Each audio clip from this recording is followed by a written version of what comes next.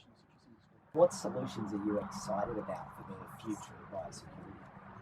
I think through the national biosecurity plan that is in draft at the moment, and in this decade of biosecurity, it's really bringing to the forefront biosecurity as a theme that we all need to be aware of. We as primary producers are very aware of biosecurity because it impacts us directly on farm. But when you think about it, and as you and I have talked about before, there's a lot of home gardeners that have citrus. In fact, there's probably more citrus trees in people's backyards in the country than there are commercially grown for citrus. So it's really important that biosecurity becomes something we're all familiar with. So it well and truly is everyone's business every day. It really is. It really is. It's something that something as simple as going out and pruning your citrus and then going and pruning the neighbour's citrus could carry disease from one plant to the next.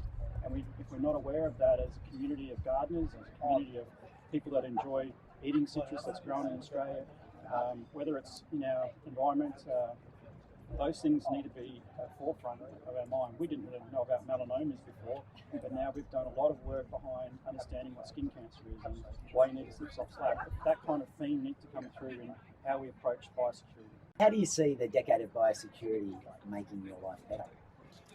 Well, we do a lot of groundwork each time we talk to people about trying to bring up their general understanding of why biosecurity is important and where we're coming from. So I think if we can raise that awareness, it will make it easier to communicate.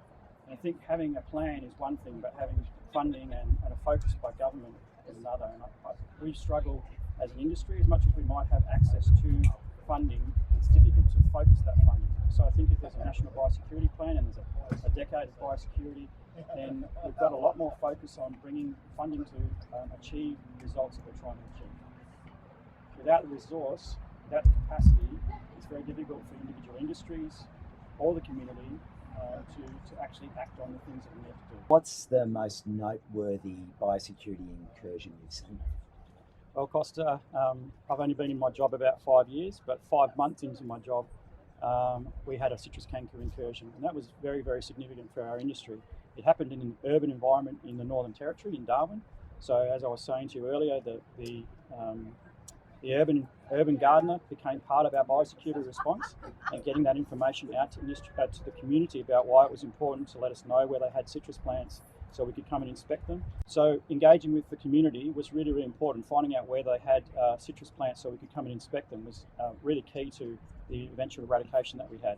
And it was really important because the Northern Territory is not a big production area for commercial citrus, but the nursery industry, which was also part of the incursion, was a way of spreading the possible canker all around the country.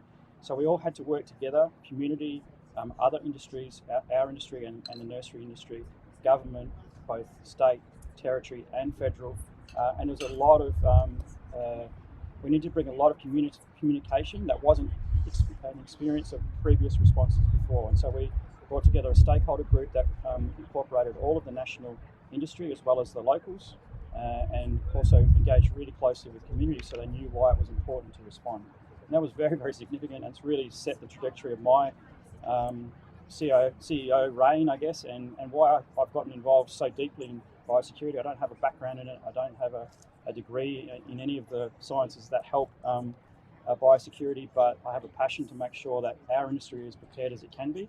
In fact, as many horticultural industries and plant industries are as prepared as they can be. And that comes from sharing my knowledge, my experience, which was very personal and has really propelled me on this direction. I'm Nathan Hancock, and I'm making the 2020s the Decade of Biosecurity.